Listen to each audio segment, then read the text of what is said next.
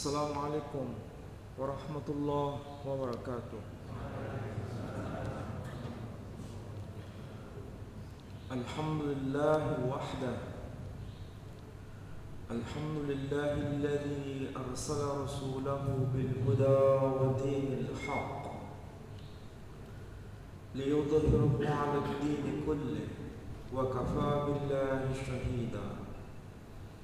Asyhadu an la ilaha illallah wahdahu la syarika lah wa asyhadu anna Muhammadan abduhu wa rasuluh la nabiyya ba'da.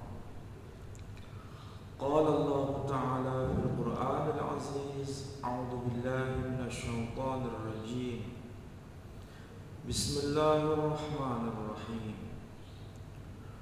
وَإِذْ جَعَلْنَا الْبَيْتَ مَثَابَةً لِلنَّاسِ وَأَمْنًا وَاتَّخَذُوا مِن مَّقَامِ إِبْرَاهِيمَ مُصَلًّى وَعَهِدْنَا إِلَى إِبْرَاهِيمَ وَإِسْمَاعِيلَ أَن طَهِّرَا بَيْتِي لِلطَّائِفِينَ وَالْعَاكِفِينَ وَالرُّكَّعِ السُّجُودِ.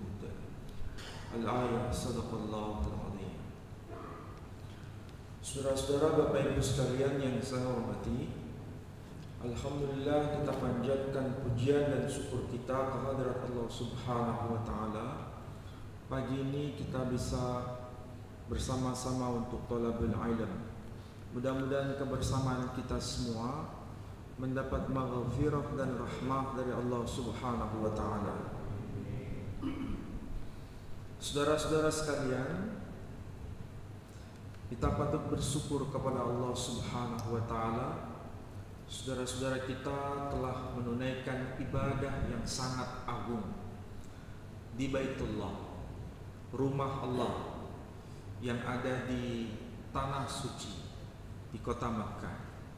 Mudah-mudahan para hujjaj yang telah menunaikan ibadah agung itu semua mendapat maghfirah dan rahmah dan diterima sebagai haji yang mabrur. Saudara-saudara sekalian, syariat Islam bukan semata-mata ibadah ritual. Syariat itu ditegakkan dalam rangka supaya kita mengambil pelajaran di balik hal-hal yang sifatnya ritual itu sendiri. Kita tahu Allah Subhanahu wa taala menjadikan ibadah haji itu bukan secara tiba-tiba, tetapi ada semacam pengantar. Apa yang dimaksud dengan pengantar itu? Yakni merujuk pada 3 tokoh kunci. Dan 3 tokoh kunci ini kita kenal namanya dan jejaknya diabadikan di dalam Al-Quranul Karim. Kalau dalam bahasa orang sekarang disebut sebagai artefak. Artefak berarti ada bukti fisiknya, ada bukti secara fisik yang dapat kita lihat, dapat kita teliti, dan ini umurnya bukan 1 tahun 2 tahun, tapi umurnya ribuan tahun sampai pada masa kita. Kita tahu sekarang ini tahun 2024. Kalau kita tahu tahun 2024 itu masuk kategori abad ke-21. Sedangkan Al-Quranul Karim itu diturunkan pada masa rentang waktu kehidupan Rasul Muhammad sallallahu alaihi wasallam. Beliau lahir tahun 571 Masehi. Berarti itu abad ke-6. Beliau wafat tahun 632 Masehi. Berarti itu abad ke-7. Berarti kita bisa memahami Al-Qur'an yang diturunkan pada abad ke-7 jaraknya dengan kita itu 14 abad atau sama dengan 1400 tahun antara zaman kita dengan risalah Al-Quran ketika diwahyukan kepada Nabi Muhammad SAW itu 1400 tahun. Apakah ini masa yang pendek? Bukan, ini masa yang sangat panjang. Sementara yang termaktub di dalam Al-Quranul Karim mengabadikan mengenai artefak berkaitan dengan 3 tokoh kunci. Artefak apa itu? Salah satu ayatnya tadi yang saya baca, wattakhadhu min maqami Ibrahim musalla. Kalau panjenengan membaca wattakhidhu min maqami Ibrahim musalla juga boleh. Jadi mau dibaca wattakhudhu boleh, dibaca wattakhidhu juga boleh. Ini ada 2 riwayat cara membaca Al-Quran. Yang satu riwayat Hafiz, yang satu riwayat Warsh. Dua-duanya benar. Jadi kalau dibaca wattakhadhu min maqami Ibrahim musalla, ini bacaan Imam Warsh. Tapi kalau dibaca wattakhidhu min maqami Ibrahim musalla, ini bacaan Imam Hafiz. Yang penting bukan konsentrasi bagaimana cara membaca, tapi di situ ada kata kunci, yakni maqam Ibrahim. Apa itu maqam Ibrahim? Maqam Ibrahim itu bukan kuburan Nabi Ibrahim, tapi tempat berdiri ketika Ibrahim menegakkan fondasi rumah Allah.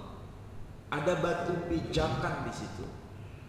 Panjenengan yang pernah haji dan umrah pasti pernah melihat benda itu di dalam kaca, yang sampai hari ini masih dapat kita lihat.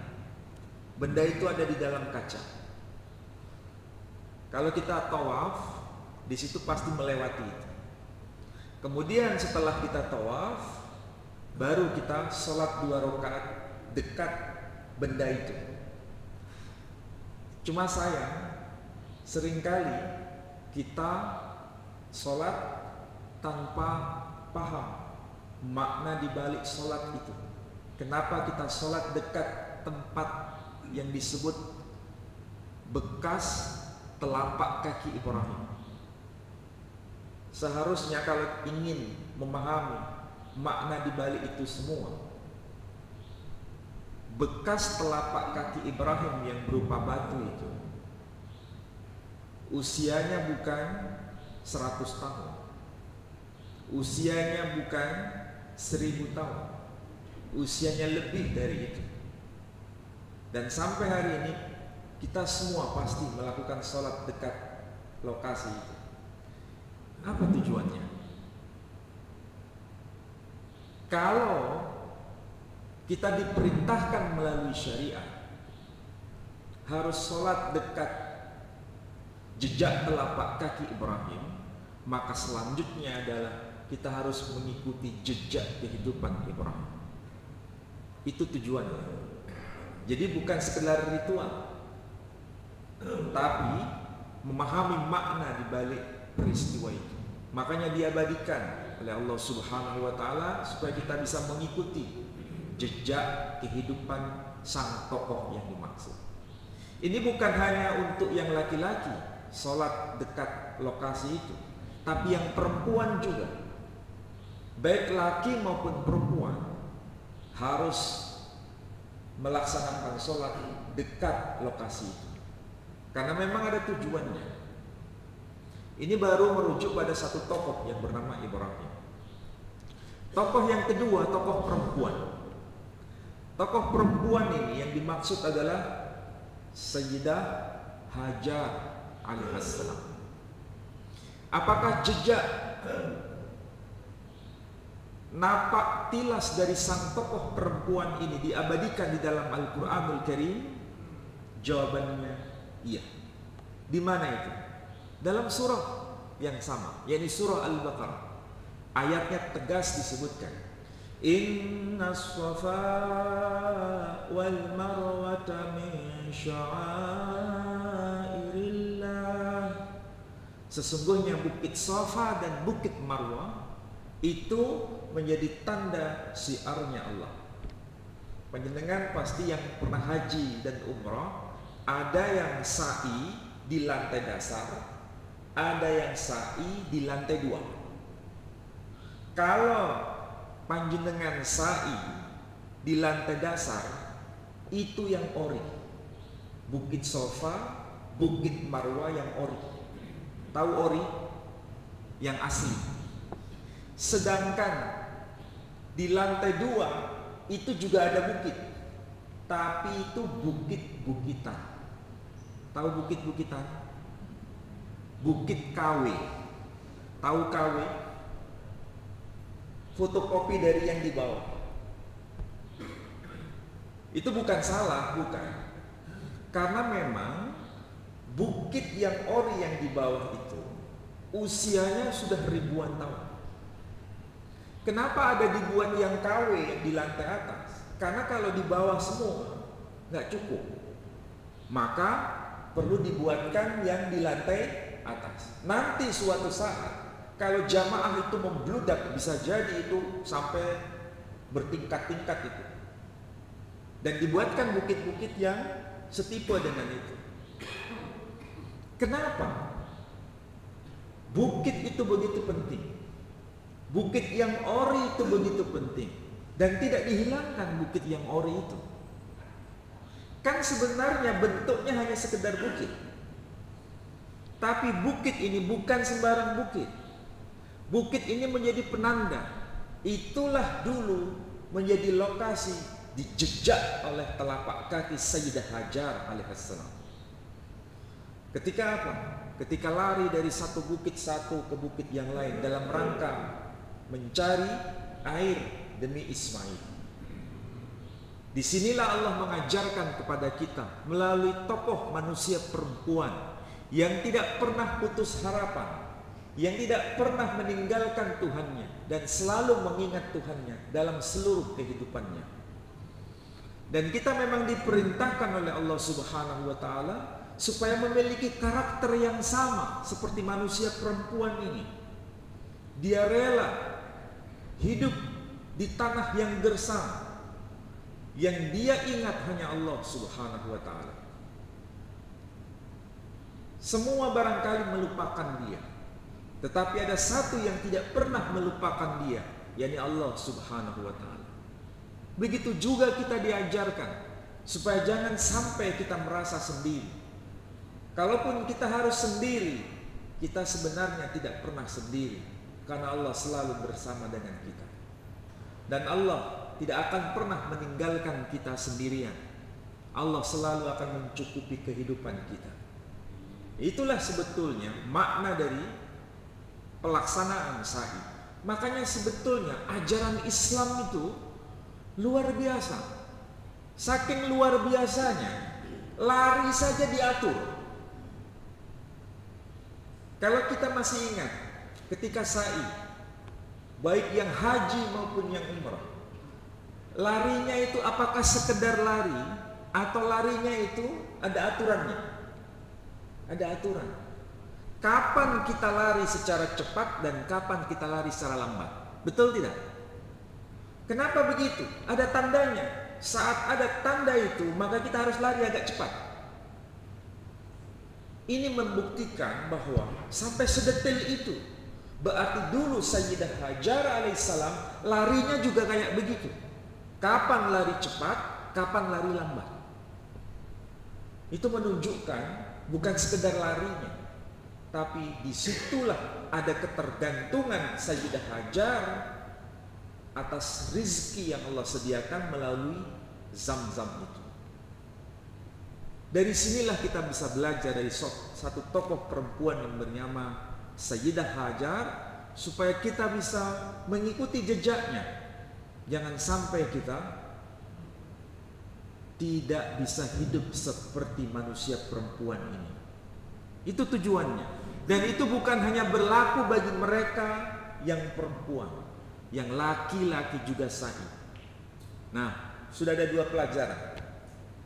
Siapapun kita, mau laki atau perempuan, ikuti jejak Ibrahim.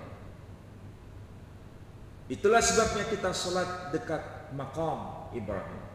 Siapapun kita, baik itu laki atau perempuan, ikuti jejak perjalanan sa'inya dari tokoh perempuan yang bernama Sayyidah Hajar. Dan siapapun kita, mau yang senior ataupun yang junior, ikuti jejak Ismail. Apa itu jejak Ismail? Dalam Al-Quran sendiri menegaskan artefak peninggalan dari Ismail itu adalah Baitullah itu sendiri, yang dibangun bersama abahnya, yang dibangun dengan bapaknya, dan itu diabadikan dalam Al-Quran. Bismillahirrahmanirrahim. Wa idh yarfa'u Ibrahimul qawa'ida minal baiti wa Ismail Rabbana taqabbal minna innaka antas sami'ul alim. Ingatlah tatkala Ibrahim atau Ibrahim menegakkan pondasi rumah Allah bersama sang putra yakni Ismail. Jadi disebutkan 2 orang ini. Siapa yang membangun pondasi rumah Allah itu? Ibrahim dan Ismail.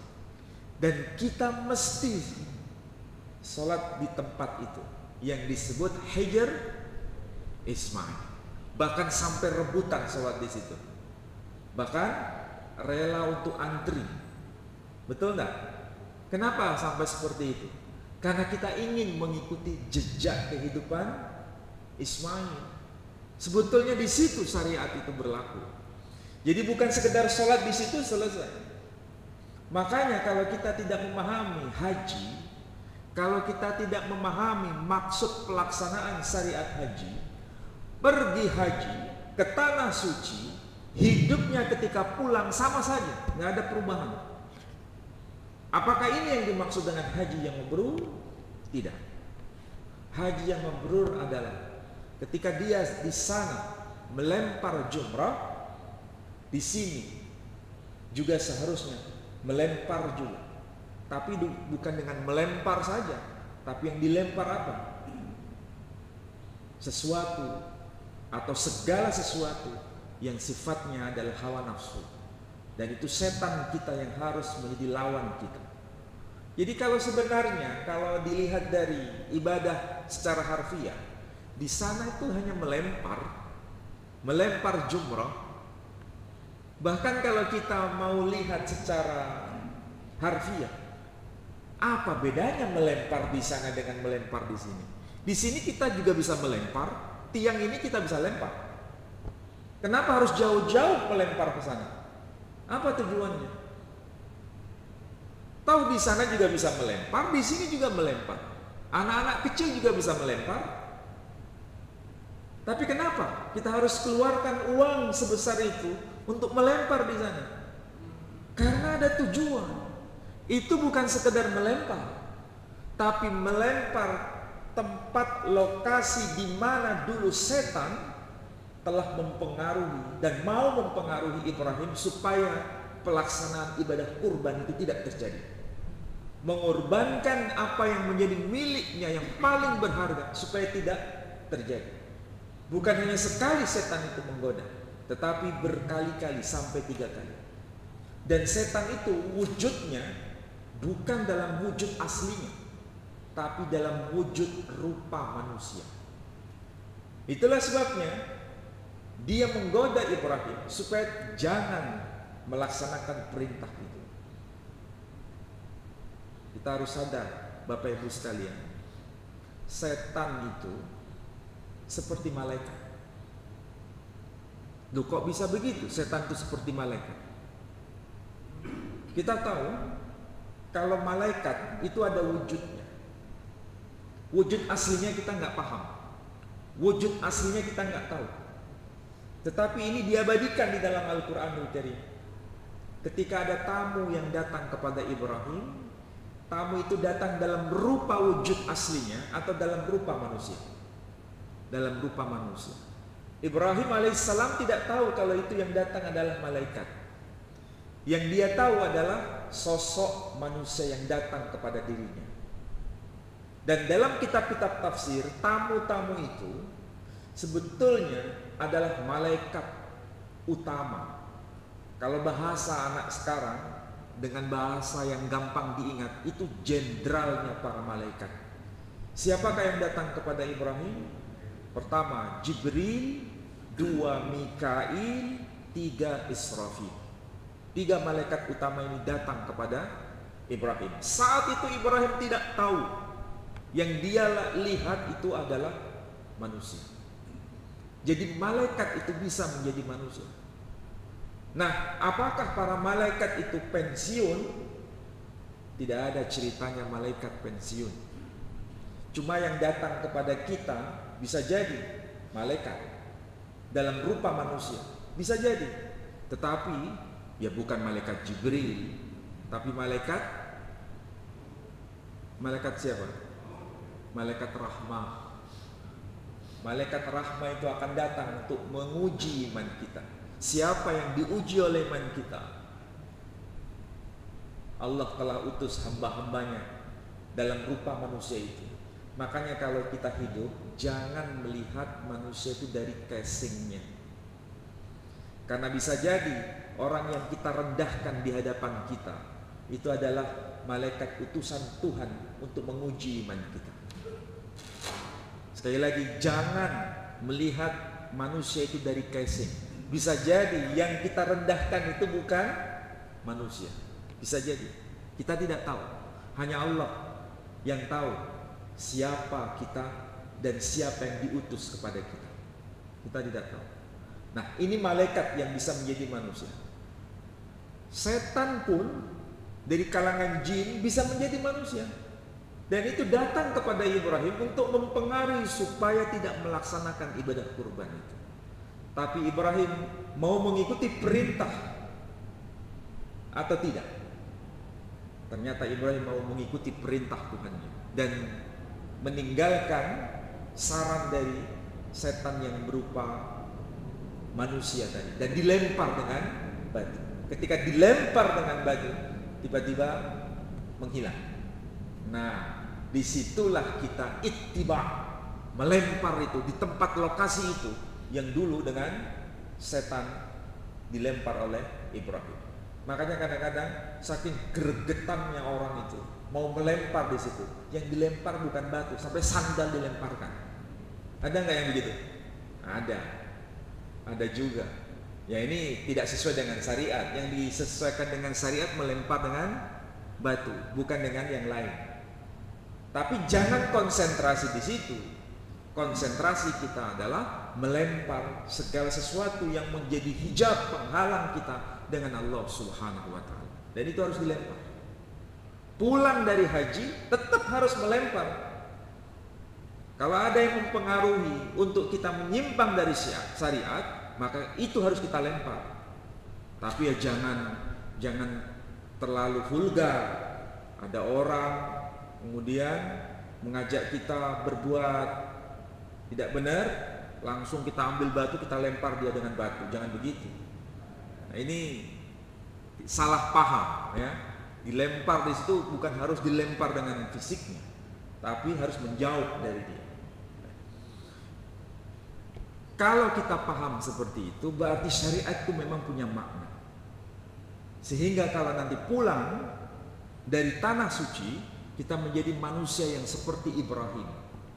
Kita menjadi manusia yang seperti Hajar. Kita menjadi manusia yang seperti Ismail. Bayangkan kalau rumah tangga kita ini bisa seperti Ibrahim, Hajar dan Ismail, betapa keluarga kita ini keluarga yang sakinah, mawaddah warahmah. Nggak usah jauh-jauh. Penegakan keluarga yang sakinah, mawaddah warahmah ini kita bisa contoh dari keluarga Ibrahim itu. Yang paling sederhana saja. Ini jarang sekali ini dijelaskan. Kebanyakan itu hanya kulitnya saja. Lihat itu Ibrahim. Bagaimana hubungannya dalam berumah tangga bersama sang istri. Siapa istri Ibrahim yang pertama? Sayyidah Sarah. Itu istri pertama.